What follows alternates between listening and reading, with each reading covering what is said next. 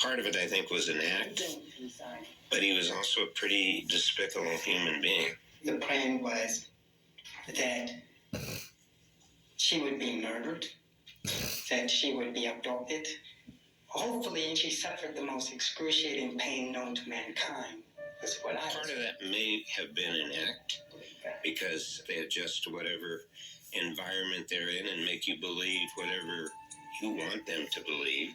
I think what he was doing there is trying to get Henning off and acting as evil as he could, although in ways you could tell it probably wasn't all that hard of an act for him, because he appeared to be a real evil person. He orchestrated this totally unnecessary killing of this woman because she didn't do what he wanted. That she is dead, that she's killed, that she might be murdered, so what?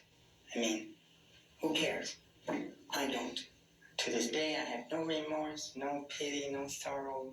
I wanted to make sure that her parents knew and cried over 1,000 years over an empty grave. That's what I wanted. He's just cruel. There's only one word to describe him. He's cruel. And he just don't have conscience at all. What he has done, and he don't feel any remorse towards what his action to my sister. That's terrible.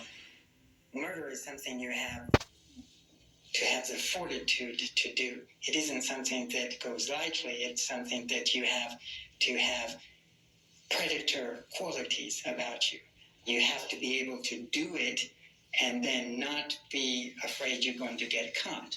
He testified on behalf of the defense. He stated that Linda had nothing to do with Growley's killing. I entered the apartment. It's in disarray, which is okay because that's what I'm there for. I'm there to clean it up, remove the forensic evidence. Problem. There is blood on the carpet. Now we have injury inside the apartment.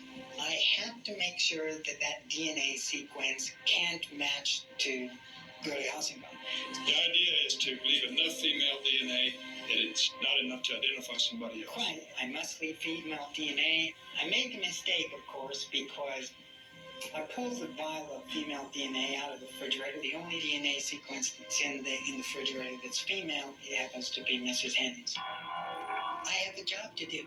I have this DNA that needs to be destroyed. I have to cover this up.